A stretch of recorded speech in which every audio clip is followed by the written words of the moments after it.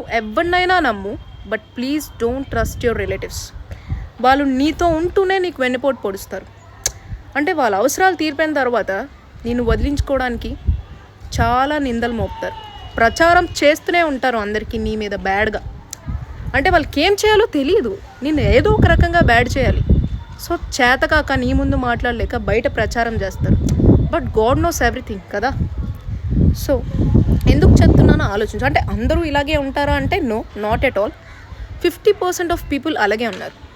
ఏ reason లేకపోయినా ఏదో ఒక విధంగా బ్యాడ్ చేయాలి అనేది వాళ్ళ థాట్. అలాంటి వాళ్ళకి నువ్వు ఎంత దూరంగా ఉంటే అంత మంచిది. కోర్స్ వాళ్ళు ఏడిపోయిన ఎదుగుదల, వాడు ఏడుస్తూనే ఉంటారు, నువ్వు ఎదుగుతూనే ఉంటావు. వాళ్ళ అవసరాలు తీరిపోయిన తర్వాత నేను వదిలించుకోవడానికి బ్లేమ్ చేసి ఒక స్టోరీ అల్లుతారు చూడు, హ్యాట్స్ ఆఫ్ వాళ్ళకి. అలాంటి కుక్కల్ని దూరంగా ఉంచు, ఓకేనా? దగ్గరికి రానివ్వకు. అలాంటి వాళ్ళని చూస్తే నాకు నవ్వు వస్తుంది, అసలు నేను కంట్రోల్ చేసుకోలేను. అంటే వాళ్ళ బొక్కలన్నిటినీ కప్పేసుకొని ఇంకోళ్ళ దగ్గర లేనిది ఉన్నట్టు చెప్తారు చూడండి.